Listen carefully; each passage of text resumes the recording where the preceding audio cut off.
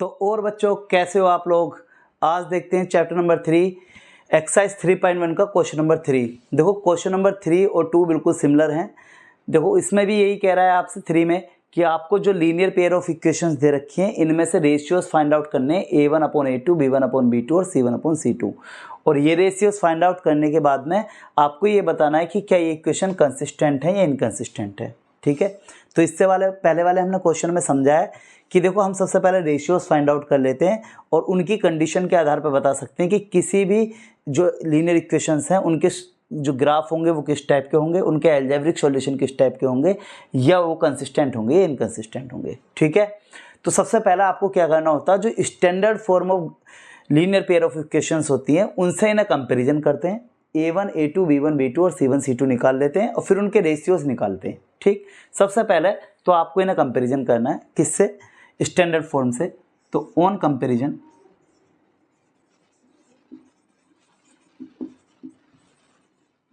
With a1x plus v1y plus c1 is equal to 0 and a2x plus b2y plus c2 is equal to 0। देखो जो हमारे पास linear pair of equations की जो standard form होती हैं वो ये होती है। एक होती है आपके पास a1x plus b1y plus c1 is equal to 0, a2x plus b2y plus c2 is equal to 0। दो इक्वेशंस हैं आपके पास और यहाँ पे भी दो हैं, इन दोनों को इन दोनों से कंपेरिजन करेंगे। ठीक है, तो अब आप देख रहे हो अगर मैं फर्स्ट इक्वेशन को फर्स्ट इक्वेशन से कंपेरिजन करता हूँ तो देखो x के साथ में a1 है, x के साथ में a1 है, y के साथ में b1 है, y के साथ में b1 है। अब यहाँ पर जो इक्वल के साइड में दूसरी तरफ 0 है, यहाँ पे क्या है 5। तो अगर मैं इस 5 को इधर ले आता हूँ तो ये c1 बन जाएगा। तो बस इस इक्वेशन को अगर मैं थोड़ा सा मॉडिफाई करके लिख देता हूँ, मतलब 3x प्लस 2y और ये 5 इधर प्लस का है, इस साइड आ जाएगा माइनस का, इज इक्वल टू 0। अब आप देखेंगे दोनों इक्वेशंस बिल्कुल सेम हो गई हैं। ये a1x plus b1y plus c1, ठीक है, ये c1 हो गया आपके पास। ऐसे सिमिलर मैं इस वाली इक्वेशन को कर सकता हूँ। देखो 2x माइनस 3y तो ऑलरेडी था ही था, ये 7 जो प्लस का है इसे भी इधर ले आते हैं। तो आप अगर डायरेक्ट समझना चाहें तो डायरेक्ट समझ सकते हैं इस बात को कि इस इक्वेशन को स्टैंडर्ड फॉर्म में बनाने के लिए आपको एक साइड 0 कर लेना है, एक साइड 0 कर लो और जो भी चीज़ बाकी दूसरी तरफ है इन्हें इधर ले आओ।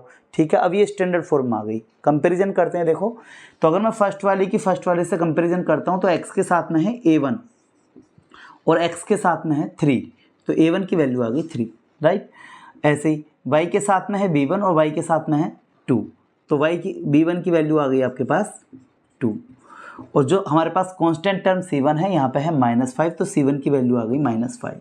ठीक, अब दूसरी वाली इक्वेशन की दूसरे वाले से कंपैरिजन करो तो देखो x के साथ a2 है और x के साथ यहाँ पे 2 है, a2 की वैल्यू हो गई 2। y के साथ b2 है तो यहाँ पे b2 की वैल्यू y के साथ में है -3। साइन नहीं छोड़ना है, साइन साथ में लेके चलना है। और यहाँ पर कांस्टेंट टर्म c2 है तो कांस्टेंट टर्म -7 है, तो c2 की वैल्यू आ गई आपके पास -7। तो हमने कंपैरिजन करके a1 b1 c1 a2 b2 c2 की वैल्यू फाइंड आउट कर ली है। ठीक है, अब हमारा काम है इनके रेशियोज फाइंड आउट करना और उन रेशियो के आधार पर बताना कि क्या ये सॉल्यूशंस जो हैं, ये इक्वेशंस जो हैं वो कंसिस्टेंट हैं इनके सॉल्यूशन या इनकंसिस्टेंट हैं। तो पहला आप रेशियो निकालेंगे। फर्स्ट रेशियो निकालते हैं हम a1/a2। ठीक है, तो a1 की वैल्यू है हमारे पास 3/a2 की वैल्यू है हमारे पास 2। ठीक, रेशियो आ गया। अब सेकंड रेशियो निकालते हैं b1/b2। तो b1 की वैल्यू है आपके पास 2 और b2 की वैल्यू है मेरे पास -3। देखो भाई क्या ये दोनों रेशियो सेम है, ये 3/2 है, ये 2/-3 है, सेम तो नहीं है।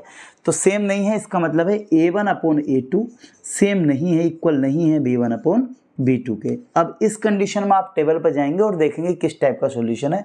भाई अगर a1/a2 बराबर नहीं है b1/b2 के तो वो सॉल्यूशन बोला जाता है कंसिस्टेंट। ठीक है, तो जो हमारा इसका आंसर आया है वो आया है कंसिस्टेंट।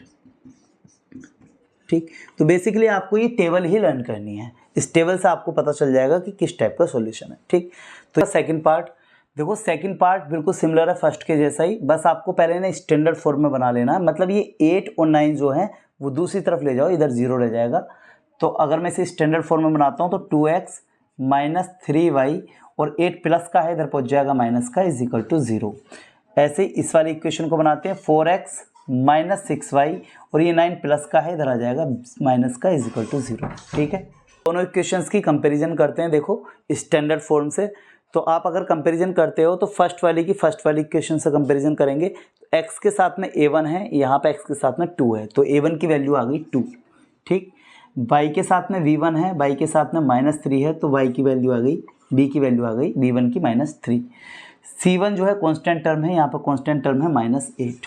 ठीक, अब ऐसी बात करते हैं दूसरी वाली इक्वेशन की कंपैरिजन की। x के साथ में a2 है, यहाँ पे x के साथ में 4 है।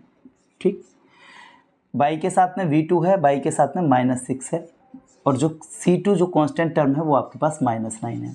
तो आप डायरेक्ट भी समझ सकते हो कि x के साथ में पहली वाली इक्वेशन में a1, ये वाला b1, ये c1, ये a2, ये b2, ये c2। ठीक है, कोई मुश्किल काम नहीं है। इसको इनके रेशियोज निकालते हैं। देखो a1/a2 अगर हम निकालेंगे तो a1 की वैल्यू है 2 और a2 की वैल्यू है अपने पास 4। सिंप्लीफाई करेंगे तो 2 1 जा 2, 2 2 जा 4, a1/a2 की वैल्यू आ गई 1/2। ठीक है, अब हम b1/b2 निकालते हैं तो b1 की वैल्यू -3 है और b2 की वैल्यू आपके पास -6 है। तो माइनस से माइनस कैंसिल होगा, तो 3 1 जा 3, 3 2 जा 6, इसकी वैल्यू भी 1/2 आ गई। देखो अगर दो रेशियो पहले इक्वल आते हैं तब हम तीसरे वाले रेशियो पे जाते हैं, मतलब हम निकालेंगे c1/c2। अगर इक्वल नहीं आते तो तीसरे वाले रेशियो पे नहीं जाते। तो c1/c2 निकालते हैं। c1 की वैल्यू है -8 और c2 की वैल्यू है अपने पास -9। ठीक है, तो अब इस कंडीशन में देखते हो, माइनस से माइनस करिए, ये रहेगा आपके पास रेशियो 8/9। ठीक है, देखो भाई अब आपने यहाँ पे देखा कि पहले दो रेशियो तो इक्वल हैं, a1/a2 is equal to b1/b2, पर c1/c2 इक्वल नहीं है। ठीक है, a1/a2 और b1/b2 इक्वल है, लेकिन c1/c2 इक्वल नहीं है।